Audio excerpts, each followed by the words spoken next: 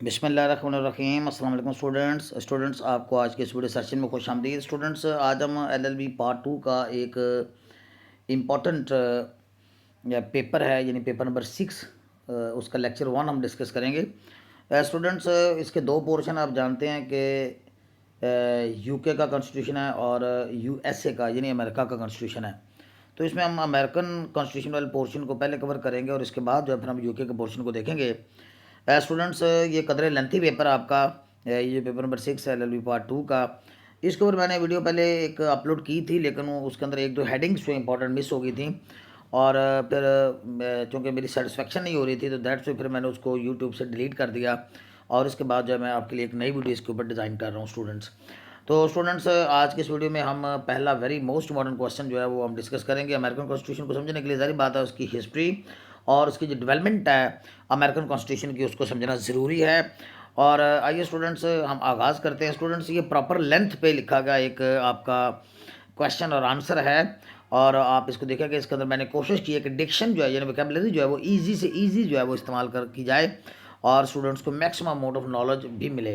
तो आइए स्टूडेंट्स देखते हैं the history and development of American nation और फैसिनेटिंग, और दोनों चीज़ें ही बहुत ज़्यादा फैसिनेटिंग है। अगर हम अमेरिकन हिस्ट्री को देखते हैं, कॉन्स्टिट्यूशनल हिस्ट्री की बात हो रही, याद रखें उसकी जो कॉन्स्टिट्यूशनल हिस्ट्री है और उसकी जो कॉन्स्टिट्यूशनल डेवलपमेंट हुई है, जिस तरह से वो डेवलप हुआ, इवॉल्व हुआ, बना, वेरी अमेजिंग है और बहुत ज़बरदस्त है। अब इसको नॉलेज के तौर पे भी स्टूडेंट्स अगर आप जानें तो आपको पता चलेगा कि how great the Americans are. और अगर आज वो आलमी ताकत है तो उसकी वजह भी, उसकी एक वजह ये भी नज़र आती है कि उन्होंने अपना जो आइन है, वो जो दस्तूर है, अपने जो कॉन्स्टिट्यूशन है, उसको कैसे सॉलिड तरीके से डेवलप किया। It is also important to have knowledge of the history and development of the American constitution. American constitution के इल्म को, के डेवलपमेंट को और हिस्ट्री का जो इल्म है उसको जानना ज़रूरी है, ये समझने के लिए कि अमेरिका के ग्रेटर्स जो है वो आज कैसे है। तो आइए स्टूडेंट्स, आगाज़ करते हैं अमेरिकन कॉन्स्टिट्यूशन की इवॉल्वमेंट के बारे में। ये कैसे इवॉल्व हुआ, कैसे इसकी शुरुआत हुई। तो याद रहे स्टूडेंट्स के जैसे हम ये बरसगीर पाक हिंद जो है ये किसी दौर में 1857 से लेकर 1947 तक बरतानिया की कॉलोनी रहा है। हम इंपीरियलिस्टिक फोर्सेस के ज़रिए तसल्लुत रहे हैं। इस तरह अमेरिका भी आज से कोई 200-250-300 साल पहले जो है वो बरतानिया की ही ऐसे हमारे जैसी ही एक कॉलोनी था, उसकी ग़ुलामी में था।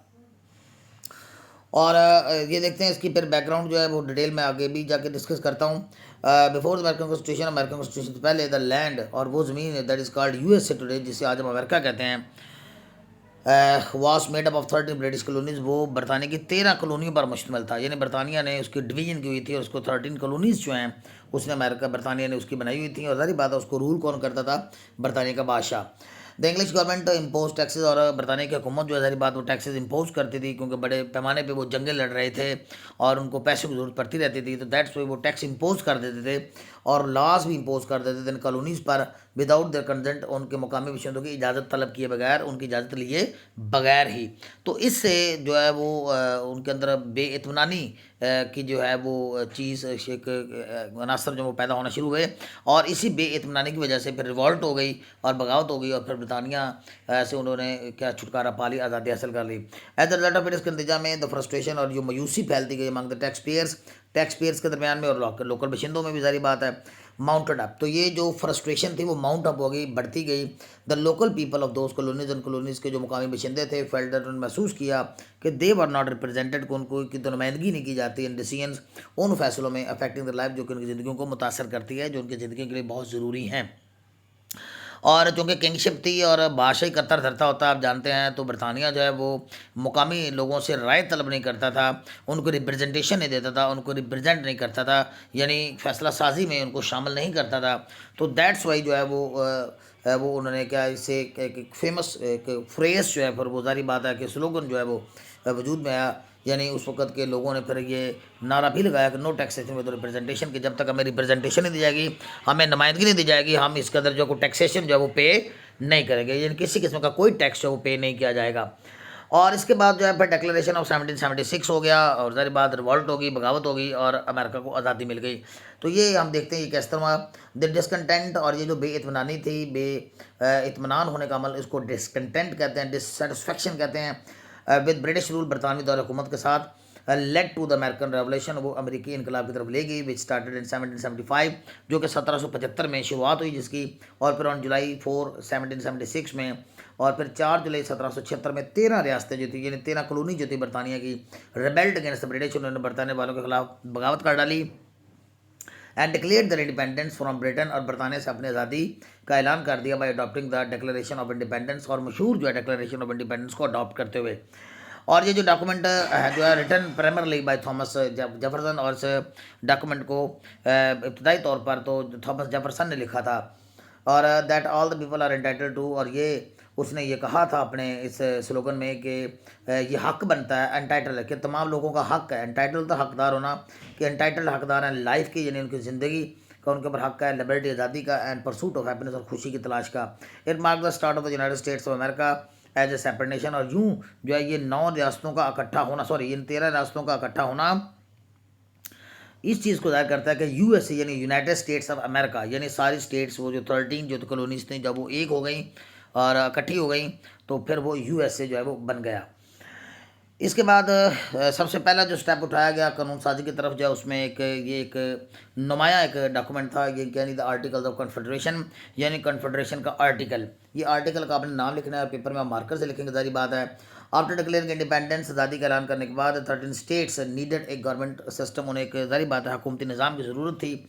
और फिर 1781 में they adopted the article of confederation, उन्होंने आर्टिकल ऑफ कॉन्फेडरेशन को अडॉप्ट कर लिया, अपना लिया, इख्तियार कर लिया।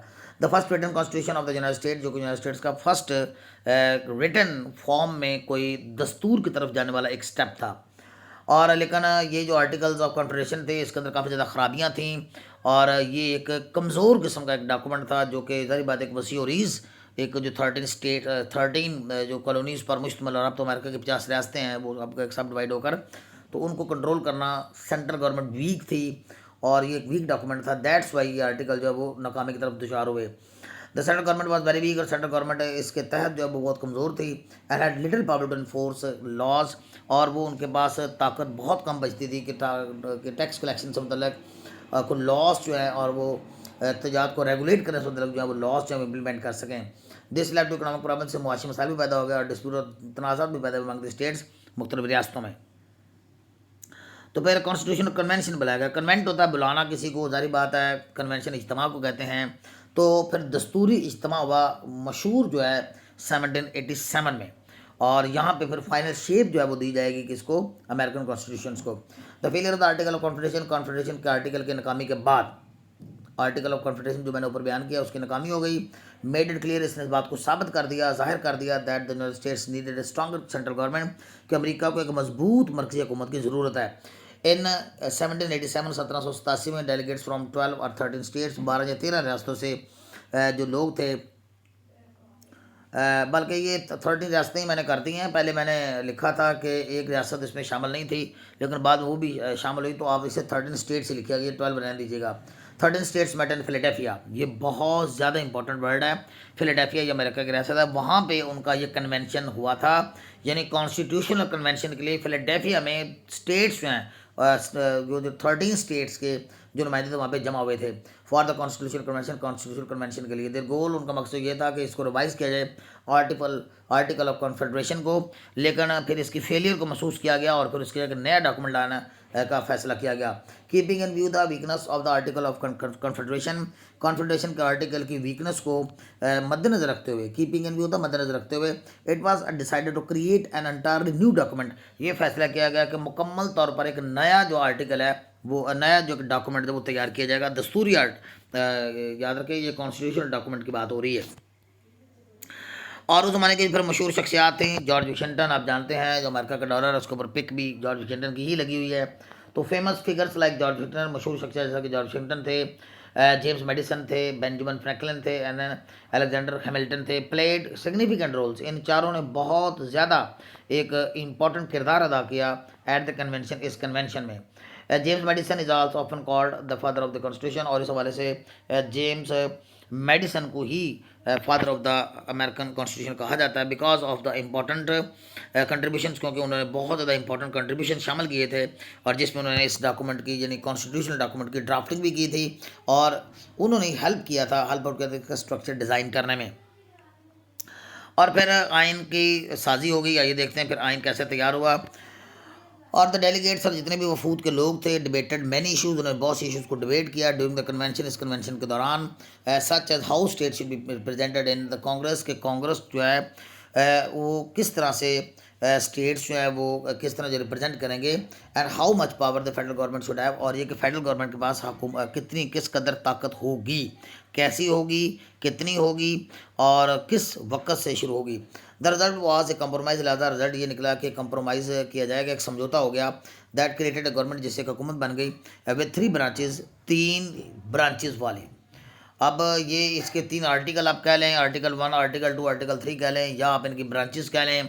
3 ब्रांचेज जो है हुकूमत की बड़ी बना दी गई। ये इनका एक लेजिस्लेटिव ब्रांच और दूसरी एग्जेक्टिव ब्रांच और तीसरी जुडिशल ब्रांच।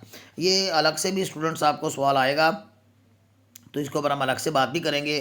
तो एक तो आपने ये यानी जो इख्तियारात थे ना, हुकूमत के जो इख्तियारात थे, उन इख्तियारात की तकसीम जो है वो डेवलेशन ऑफ पावर जो है वो उन तीनों इन ब्रांचेस में डिवाइड कर दी गई, लेजिस्लेटिव में, एग्जेक्टिव में और जुडिशल में। इसको आगे चल के मैं एक्सप्लेन भी करता हूँ। और इसके ऊपर जो है फिर साथ ही साथ एक और चीज़ लाई गई और बहुत ज़्यादा इंपॉर्टेंट चीज़ थी। It indicates the separation of power, और सेपरेशन ऑफ पावर का यानी इख्तियारात के अलग अलग रहने का एक जो है डॉक्ट्राइन जो है वो वजूद में आ गया।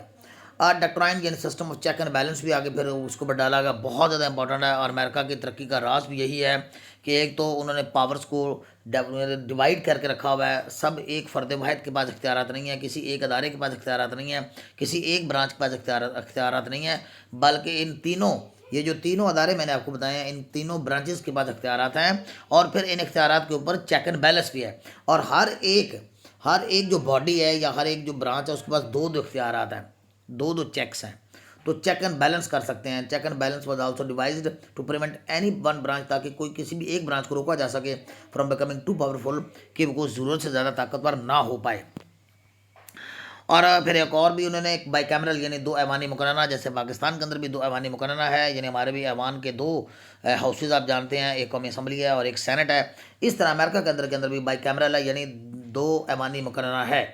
बाई कैमरल रेजुलेशन की उन्होंने बुनियाद रखी विद हाउस ऑफ रिप्रेजेंटेटिव्स, और वहाँ पे लॉयर हाउस को हाउस ऑफ रिप्रेजेंटेटिव कहते हैं, और जो आबादी के तनासब से जिसमें नुमाइंदे आते हैं। और फिर सेनेट है, और सेनेट जो है अमेरिका का, ये उनका अपर हाउस कहलाता है, giving equal representation to each state. और इसमें रियासत के हर रियासत से 2 नुमाइंदे जो वो लिए जाते हैं और बिल्कुल इक्वल रिप्रेजेंटेशन दी जाती है। द कॉन्स्टिट्यूशन वाज साइन, पर कॉन्स्टिट्यूशन साइन हो गया ऑन सितंबर 1787 में, but it needed to be approved by at least 9 states to become law. लेकिन इसे कानून बनाने के लिए, इसे ऑपरेशनल करने के लिए 9 स्टेट्स की अप्रूवल ज़रूरी थी, जो कि बाद में हासिल कर ली गई। इसमें एक प्रॉब्लम ये भी था, और फिर एक प्रॉब्लम जो है वो फिर रेटिफिकेशन जो है वो कन्फर्मेशन जो कि ज़रूरी थी रियासतों की, तो उसके लिए एक बिल ऑफ राइट्स लाया गया। ये बहुत इंपॉर्टेंट क्वेश्चन है बिल ऑफ राइट्स, हम आगे चल के इसका एक लॉन्ग क्वेश्चन भी करेंगे, तो उसमें आपको इसकी पूरी डिटेल मिल जाएगी। द कॉन्स्टिट्यूशन फेस्ड अपोजिशन, और कॉन्स्टिट्यूशन को, दस्तूर को मुखालफत का सामना भी करना पड़ा फ्रॉम सम, उन लोगों से who feared it gave too much power to the central government, के इससे तो सेंट्रल गवर्नमेंट को बहुत ज़्यादा पावर मिल जाती है। तो एड्रेस दिस कंसर्न, और इस तशवीश को दूर करने के लिए, एड्रेस का माना यहाँ पे दूर करना होता है, कम्बैट करना होता है, उसको फेस करना होता है, उसको दूर करना, रिमूव करना। टू एड्रेस करने के लिए, इस तशवीश को एड्रेस करने के लिए promise was made to add a bill of right, और ये वादा किया गया कि एक बिल ऑफ राइट्स जो इसमें ऐड किया जाएगा, that to protect individual freedom, जो कि शख्सी आज़ादी को, हर शख्स की आज़ादी को क्या करेगा, प्रोटेक्ट करेगा। The constitution was eventually ratified, और फिर आखिरकार इसकी फिर तौसीक हो गई, इसकी तस्दीक हो गई।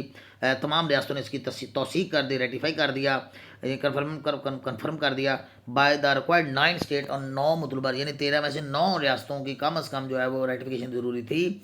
और 1788 में ये रेटिफिकेशन मिल गई, और फिर ये 1789 में ये कानून अमेरिका का दस्तूर जो है वो क्या हो गया, ऑपरेशनल हो गया, इफेक्ट में आ गया।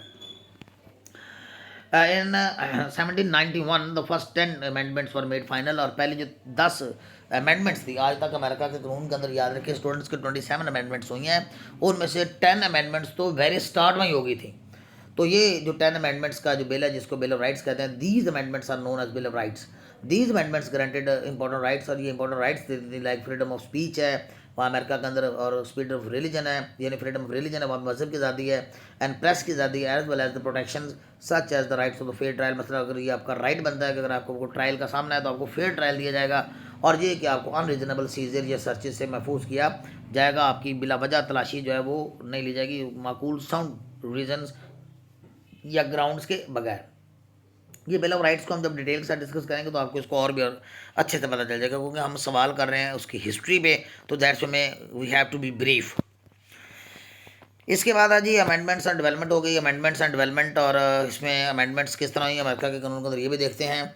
ओवर द ईयर्स, कई सालों से the US constitution has been amended 27 times, और साल हर साल से 27 बार इसके ऊपर अमेंडमेंट हुई हुई है, to adapt to changing time, बदलते हुए वक्त के मुताबिक, and to address important issues, और अहम इश्यूज़ को कोप विद करने के लिए, निपटने के लिए। सम की अमेंडमेंट्स इंक्लूड द 13 अमेंडमेंट, इसमें जो मशहूर अमेंडमेंट है वो 13वीं अमेंडमेंट है, जिसमें स्लेवरी को यानी गुलामी को यकसर से ख़त्म कर दिया गया वहाँ के अमेरिका से, और 19 अमेंडमेंट है जिसमें ख़वातीन को वोट देने का हक दिया गया था।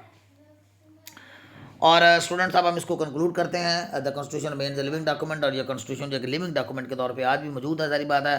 That has been guiding the nation, यानी जो कि यूनाइटेड स्टेट्स को या अमेरिकन नेशंस को गाइड कर रहा है for the last more than 230 years, गुज़श्ता 230 सालों से। स्टूडेंट्स ये हमारा नेक्स्ट जो वीडियो होगी वो हमारा ये अमेरिकन कॉन्स्टिट्यूशन का सवाल होगा। इसके जो साइलेंट फीचर है वो आपके साथ मैं शेयर करूँगा। होपफुली स्टूडेंट्स की आपको वीडियो पसंद आएगी, और आप एग्ज़ाम की प्रिपरेशन के लिए इसको इस्तेमाल कर सकते हैं स्टूडेंट्स। और अगर आपको नोट्स दरकार है तो स्टूडेंट्स मैंने गिवन नंबर पे आपको दिया हुआ है, बहुत माकूल रेट पे, मुनासिब कीमत पे आपको बड़े नोट्स भी बहुत ईजी और आसान ज़बान में लिखे गए प्रोवाइड किए जा सकते हैं। ओके स्टूडेंट्स, मिलते हैं नेक्स्ट वीडियो में। टिल नेक्स्ट वीडियो, अल्लाह हाफिज़।